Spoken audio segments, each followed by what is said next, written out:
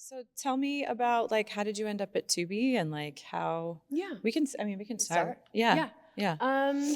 So I had gotten back from maternity leave. I Mhm. was working at Tinder at the time, and I took about 5 months to have my son. And I came back to Tinder, and um, it was a strange environment. We had gone through a couple of CEOs, Okay. and my CEO at the time, George Felix, was there. He'd been there for about a year. I'm literally back for a few weeks on mat leave, and he tells me he's leaving. And you could just tell, even though I was out 5 months, so much had happened, and it was going to be challenging to get work out the door with George gone and not having a leader. Mm-hmm. So I started to pick my head up and kind of think about what would be next for me. I feel like I felt like I was at Tinder for almost 3 years. I had a good run, saw it through the pandemic, like completely got us to be more TikTok and Gen Z. Yeah. And was able to have a child Yeah. and sort of get through that as Yeah. well. And I was really thinking, am I crazy right now? Like wanting a CMO role? Like I have a Right. 5-month-old baby. Yeah. Like I can just Right. continue to do this job. I'm happy. Yeah. And that's probably what's best for me and my family. Yeah. But I had this itch that I needed to scratch just to see what else was out there for me. And I think what I really came to be was that if I'm going to be away from my kid, it better be fucking worth it. Yeah. So like, you have to really like what you do, and like you have to be committed to it. And that makes a ton of sense. I didn't feel like I was like passionately into it anymore. It makes a ton of sense too, because you're like, you're in this crossroads where you're like, I'm going to go back to work. Yeah. So many people I think would tap the brakes and be like, I'm just going to coast for a while. Yeah. But like for you, it's like, actually, if I'm going to spend this time away, I want to spend it. Yeah. Why spend it coasting? You're still spending time. It's right. Still It's still time from away. Your child. Yeah. I'm still like, trying to pitch, 6 campaign ideas, all of which are going to get killed, maybe approved, killed again. Then we need to change them. Then they're gone. Right. It's like, it's not worth it. Yeah. Like if you're in a swirly environment. Mm-hmm. So I started looking at CMO roles, and interestingly enough, I got an email about this role at Tubi, and I told the recruiter immediately no. And here's why. At that time, this is 2022, this is when the streaming wars were hitting their peak. Netflix posted their worst quarter ever. Layoffs starting to happen. And I've never heard of this streamer. Right. So I was like, I don't, want to enter the streaming wars, at a company that I haven't heard of before. Yeah. Wasn't educated on the space. I knew the big players, the ones that I spend on. And I also was confused because I thought, why wouldn't they want someone who has entertainment experience? I don't have any. None. And so I basically told the recruiter, you can throw a rock on Pico Boulevard and hit a great entertainment marketer. Why are you calling me? Yeah. This doesn't feel like a fit. And she's like, it doesn't, but they don't want someone who has an entertainment background. The CEO and founder, he really understands what he wants. I think he'll really like your profile. Just meet him. And I met him, and we just got on. Okay. And I think sometimes people take jobs because of people. For sure. Versus the company. Of course. And this was one where I was like, I think I can get my head around this free streaming thing, but I really liked him. Yeah. And I liked his perspective on things. I liked his perspective on marketing. Mm-hmm. I liked that he was quite a contrarian. Mm-hmm. And I kind of tend to gravitate towards CEOs with immigrant backgrounds that no one understands what their businesses are. That's like kind of my my brand. Special sweet sauce of what I kind of like look for. So I met Farhad, and I really was bought in. And so I jumped and took the job. It's crazy because in 2022, I feel like no one had heard of Tubi. Yeah. And now it's like everywhere. It's so it's just a part of the conversation. And I think you guys are doing really interesting things with the way you're curating content and creating content specific to certain audience segments. Yeah. And I don't know, how did you rise to such fame? Well, so here's the thing that people don't know about Tubi. Tubi is 11 years old. Tubi's product and the ML and the personalization and how we help people find their rabbit holes is something that's been perfected for a long time on the product and tech side. And we can get those inputs faster than SVODs because we're free, and we also have this massive library. So what do we know about ML and AI. They work better when there's tons of inputs to better understand viewers and what they're looking for. And all viewers want different things. Yeah. So I would say that the growth is, I think over the past 2 years, is taking that product and tech vision and that Tubi secret sauce and actually articulating it in our marketing and communications in a way that people understand it. Right. Because people don't understand ad supported. And it's not like, I mean, of course we're always innovating on the product, but the core of what we do has not necessarily changed. But how we explain what we do and how we articulate our value proposition and how we lean into these fandoms and these groups of people that love Tubi. And they love Tubi for different reasons. They come to us for different things. But I think the biggest thing for me that I really was attracted to was when I was thinking about taking the job, I immediately go to TikTok and I go to social media and I'm like, what are people saying about this company? Yeah. Are they happy? Are they not happy? Yeah. And I found such a warm community of fans. That's cool. That I can then anchor a brand around. Yeah. And so I think it's just that Tubi feels so big because in bigger stages like Super Bowl or in a New York Times article, we have solidified what our unique value proposition is. And if you talk to Farhad now, he said, you guys just took what I was always trying to say and figured out a way to say it so that people understand it. Yeah, and which I guess is the job of a good CMO. That's the job of a good CMO, especially when you're in, tech-driven environments. Usually founders are coming from engineering backgrounds or product backgrounds, and they're like, it makes sense to them. Why doesn't it make sense to the journalist, or why doesn't it make sense to the consumer? And you kind of need marketing and communications professionals to help understand and nail that so that it's more broadly understood by just the community, the industry, the street, etc. I feel like you're a type of person and leader that is very open to risk. Yeah. And I guess I'm wondering how you got to be that way. How did you, a lot of people I think act from a place of fear or I can't do that or it doesn't seem like that's your vibe. How did you get that way? I wasn't always that way. I mean, I started out as a performance marketer, which we are not risky people. Money in, money out, optimization, variance. You freak out taking risks in that environment. At WeWork, because it was the founders were so involved and the brand was so precious. I mean, there were people that literally feared getting fired if one Instagram ad didn't look the way that Adam and Rebecca wanted it to. I just got smarter and started excluding all the executives from my paid media list so they couldn't see what I was doing. So I think Tinder was a really interesting intersection for me because I was then at a brand that needed to take some risks. And to be honest, it took me a little while to get comfortable doing that. And I think it's just about, it's about a portfolio approach, how many things are tried and true and getting the fundamentals right before you start swinging. And I think it's always interesting on how you introduce these things when you're coming into a new job. Do you come in and just focus on the fundamentals, and then does that bite you later because you didn't do anything interesting enough? Do you come in and start big swinging and it was too early and people weren't ready for it and you forgot about the fundamentals? So I think you have to kind of do both, right? And kind of assess the team, the portfolio, the brand, and you have to understand it before you can take risks. Yeah. So I think I've gotten to a place where I get the lay of the land, and I think because Tubi's a challenger brand, which my other brands were not challenger brands, the appetite for risk in challenger brands is much higher. Absolutely. We must. You have to. Yeah. Otherwise you're screaming into the wind. Yeah. And it also depends on when you're CMO, how dangerous is your CEO going to let you be? Right. And are they going to foster that?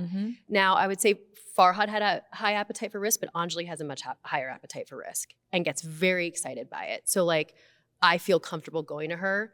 And sometimes I'm like, is this not crazy? Is this not pushing it enough? Oh. Because she's going to want me to push it. Okay. And I think that it just depends on what your C-suite and your CEO's mentality is for it. But she has a very healthy appetite for risk. That's great. So we get on like that. And if she sees that I'm committed, she's like, okay, Nicole's going to sign up for it. She wants to do this. Like, let's do it. That's I'm awesome. not going to like sit here and give her 500 reasons why not to. Yeah. And I think when it's built in from the top down, it's so much healthier to be able to run a team, because then the team is open to that level of like, hey, crazy idea.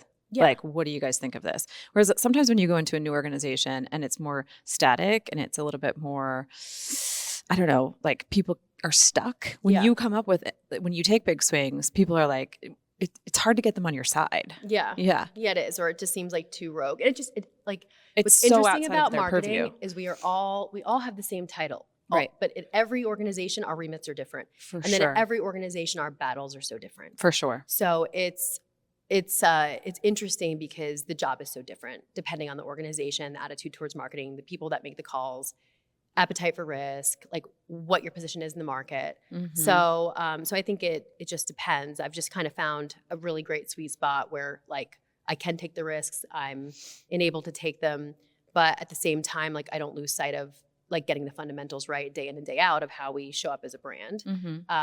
And I spend a lot of time that like probably doesn't get airtime and accolades on like, what are we doing in social every day? What are we like, how are we surprising and delighting our fans? Mm-hmm. Like I spend a lot of time looking at that. I'm constantly in the comments when we post something or we have a show coming out, I will look at everything they said, at every character, what they liked, what they didn't like.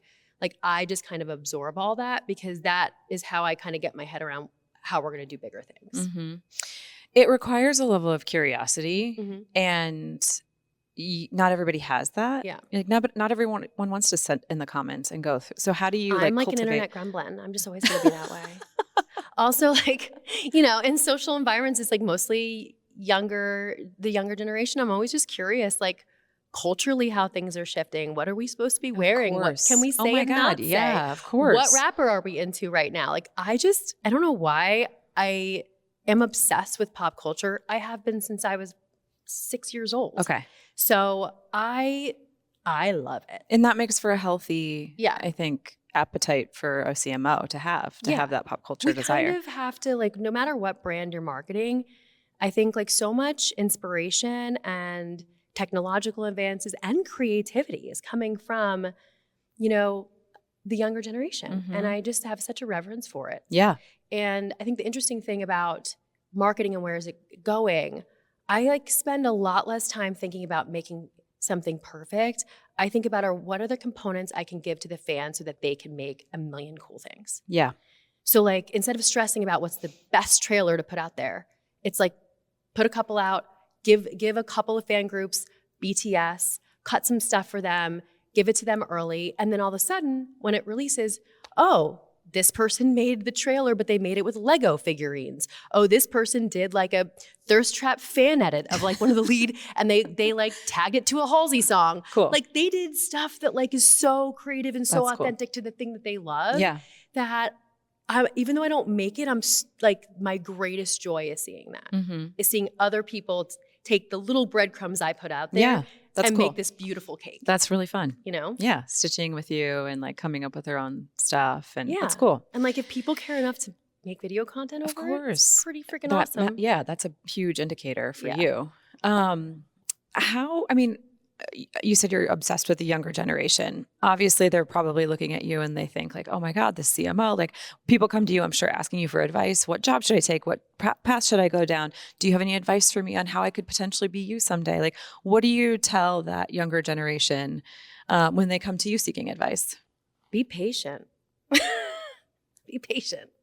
And be okay with the U-turns and it's not linear. It's not. And I'll tell you something, like when I do my bio, I always feel like a little bit of an ick. Yeah. Because when I look at other people's bios, I'm like, oh, they were at J&J for, 10 years as a brand manager and then went to ABI and then went and got to Harvard and got their MBA. Like it makes sense. Yes. Like you're reading it and you're like, tick, tick, tick, tick, tick, makes sense.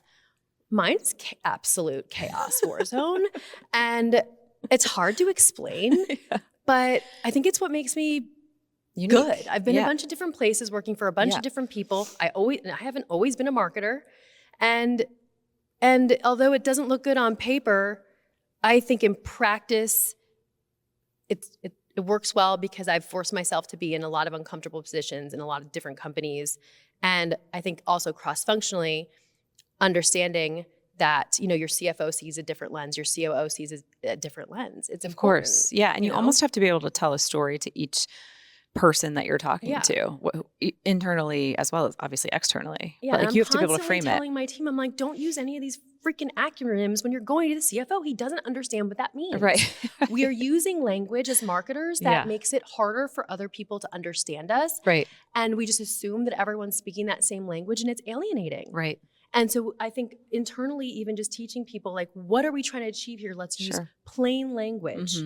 We don't need to use any of the jargon that we use as agencies and marketers, especially internally.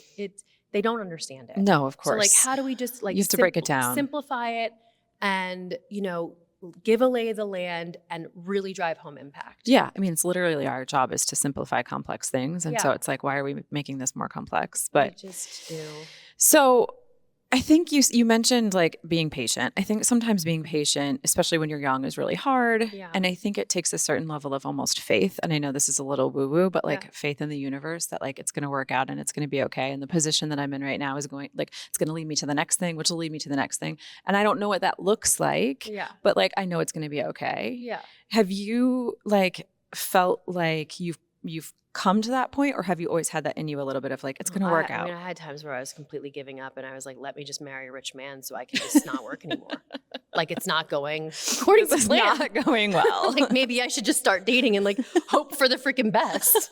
Like I hit my, after I graduated from business schools, working at startups, working at agencies, it was a tumultuous time. I couldn't really find my footing.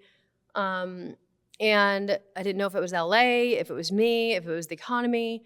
And I just got tired. And I was like, man, I'm so sick of making such little money. I am 32 years old. I still live with 2 roommates. I still can't, I still have no more than like $5,000 in my freaking savings account. Like, it's a wrap. Yeah. It didn't work out. I got my MBA. I did everything that I thought I was supposed to do. Yeah. And it's not working out for me like it is for everybody else. And I had like a dark year of just being like, okay, I'm going to focus on my dating life because that's the only life raft out of being broke with roommates until I'm, 50. Not that there's anything wrong with that. And so I did have like a really weird moment, and I had to move back to New York. I had 2 job offers on the table. One was in LA, one was in New York. And I just took it because I had to and on a whim, and it ended up working out for me. Yeah. And then when I got to New York and I was in that environment and the energy was working and I was working at Vayner and I was super excited about the work we were doing, I just kind of like locked into the work. And I didn't even realize that I was like making progress to be successful. Sure. And then when I took my first client side job at WeWork, I was just, didn't think that I was just being Nicole. I was just like doing my thing, what I knew how to do. I was like, had a very direct way of communicating that was appreciated there. I did know what I was doing, and they appreciated that I came with structure, that I came with urgency, and that I could drive results very fastly in a chaotic environment. And so that kind of just became my DNA. And maybe it's because of all the ducking and weaving I had to do in my late 20s and early 30s. Like, and it sounds like, it's a combination of like, working hard and getting into the details and knowing what the fuck you're talking about, but then combine that with a little bit of luck and timing, and then also the ability to sort of adapt and duck and weave. Yeah. And that seems like a winning combination for eventual success. Again, you don't know, you can't see the forest through the trees necessarily when you're in it, but you know that there is a path. Yeah. And I was at that point starting to I also had gotten an MBA, and I was like, I don't know what this is useful for besides $150,000 in debt that I have to pay every month. But when I got to Vayner and I was working closely with clients, I understood, I was just so curious about the client's business beyond what we were doing for marketing. And then sometimes when we get these crazy briefs to spend a ton of money at the end of the quarter and everyone would be freaking out, like, why we're doing this is so stupid. It's like, well, if you heard their earnings call, this is what's happening. That's why they need to do this. And it creates context around why you do the work that you do. Right. And again, understanding the bigger company objectives. So I think I was able to be a better partner to our clients. Yeah, absolutely. Because I wasn't just focused on the brief and the work that they gave us. Yeah. Just focus on their business. Yeah. So that MBA took a while also, and I wouldn't discourage anyone from doing that either. It just depends on the timing and depends on where you are in your career. But it's something that I do leverage a lot now, especially when it comes to leadership and managing teams. I haven't been at any company that really does as good of a job as an MBA does of teaching you like really the grindy, the boring stuff ways to like, how do you get people that are coming from all different backgrounds to like go to a common goal? Like, how do you give proper reviews? How do you performance manage people? Like, they do all of that at MBA school, and you have to work as a team, as a group. So you're dealing with a bunch of different personalities to actually deliver work together. So I think it was extremely helpful. Yeah. I mean, I guess looking back at that Nicole in her 20s, like what would you tell her if you could talk to her today? Oh man. I would say you're going to be all right. Right. Like don't lose sleep over it. Yeah.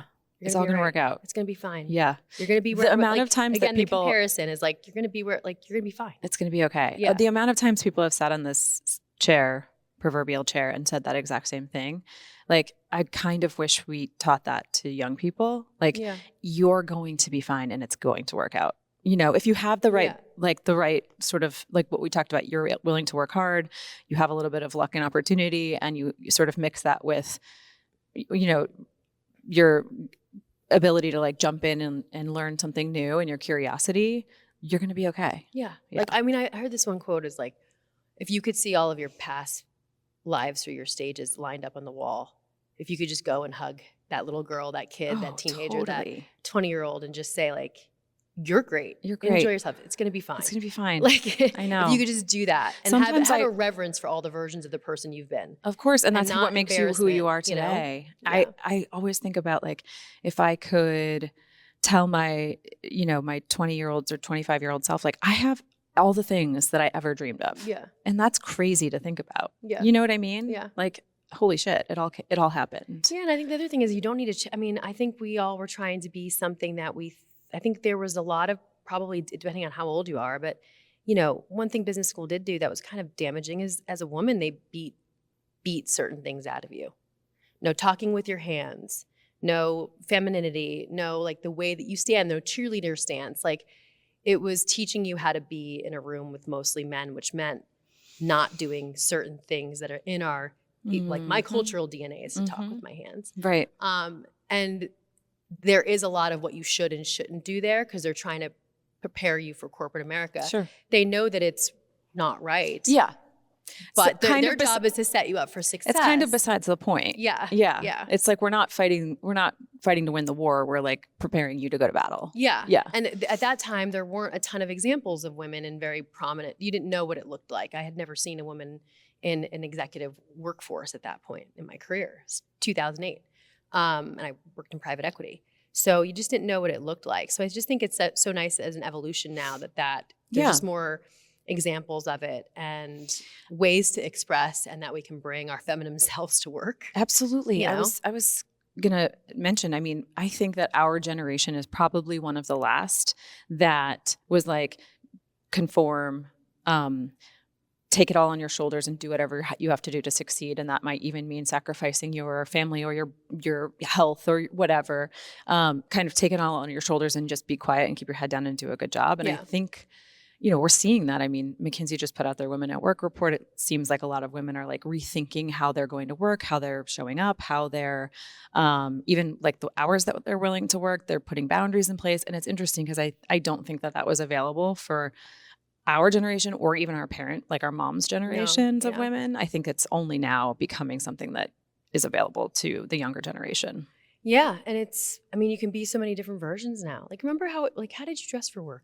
Oh, I mean, like pants it's like, and a shirt. Look good, but don't look too good. Of course. You can't be overly attractive because then they're going to think you're dumb. Yes. Like, you can wear a Banana Republic boxy suit, but a skirt suit might be too much. Yep. Like, it was just even so coded in like it was like you had to be kind of mid always, and you could never really be the best version of yourself. Sure. Which, because it drew too much attention, right? Yeah. So, I don't know. It's interesting. I think it's like better. It's for the better. I do too. I see the progression. I know that we have a long way to go, but yeah, I think so too. I do think that it's freeing. I do think that it's interesting. COVID obviously was such a massive shift for everyone. And I think especially for women, it'll be like a lot of people left the workforce. A lot of people rethought their hours. They put in different, they put different structures in place in their life. And who knows what'll happen in the next few years when we start to see the results of that. What types of businesses will be born out of that, or what types of like new ways of working we'll have in the environments that we work in. So I'm curious to see, obviously the progress is just going to continue to move faster and faster. Definitely. What inspires you outside of work? Do you have any hobbies? Or, this is going to sound very hippie, but just the glorious nature of it all. Yeah. I live in California. I live right by the beach. I love the mountains. I love the air. I love the trees. I love the smells. I think nature is the greatest gift for all of us. And I think that when I need inspiration, getting out of the house, taking a walk, I had a coach once who said, no good ideas are ever going to come if you're sitting at your desk. No. Go outside and take a walk or take a shower. Yeah. 2 places that your brain is like turned on for creativity. Of course. And so, that is my inspiration of just the beauty of it all. And then, I go to yoga, but I'm like, I have a little kid. Yeah. I have like not a single goddamn extra second moment to myself. Yeah. So, but I think there's a beauty in children that they are, especially when their imagination really starts to turn on and their creativity is really firing and they're so excited about things. That is just like the simple beauty of how their minds work before the world tells them to start caring about things is also really beautiful. Yeah, so of course. I try to get, I'm kind of a lazy girl, but like I'm conscious with my son, especially now that he's 3, that like I've got to play with him and I've got to be a character and I've got to put the superhero mask on and I've got to care about trucks and like when we're on the playground, I've got to run around and play hide and go seek because that's what he wants to do. Yes. When really I'd just rather be like bed rotting in my bed because that's what I was really good at doing for a really long time. I want to be with him obviously, but I'm like, but it's just exhausting to give like that. Of course. But I do think it does force me to be a different version of myself. And I think that playfulness that they bring into our lives like reminds us of keeping it simple. Like also what we do is not, we're not saving lives out there, but also when you're thinking about creative, it's just about tapping into those pure, emotions and that pure joy. And I think children are the best reflection of that. Yeah. It's interesting too, when we speak about creativity, especially as marketers, like, and I'd be curious how you deal with this, but like no good idea comes from like sitting at a desk, but also like no good idea comes when you're like, when teams are afraid or like you said, like the wrong Instagram post at a certain org that you worked at could get you fired. Like that also stifles creativity. So how do you like create an environment where creativity can thrive? Well, I think my job as the CMO is to be like, tell my team, like at the end of the day, don't worry, because it's my neck on the line. Right. My neck's on the line. Like if anything happens, if we make a wrong call, even if I'm not the one that made that call, that's on me. Right. So I try to give them as much air cover in that sense and try to, and I hope there's not leaders like that who are like, oh, that must have happened without my, approval. And, we've heard very prominent stories in the industry of that happening, of people underneath getting blamed for things that were elevated to a CMO level that person ultimately approved. So what's the point of, letting go of the social team? Right. You knew what they were doing. Right. It's on you. The buck stops at you. Yeah. So I think that they know that. Like, and I have their back 110%. And you want to know what? Sometimes they're going to swing. Sometimes they're miss. Sometimes they're going to make a mistake. Yeah.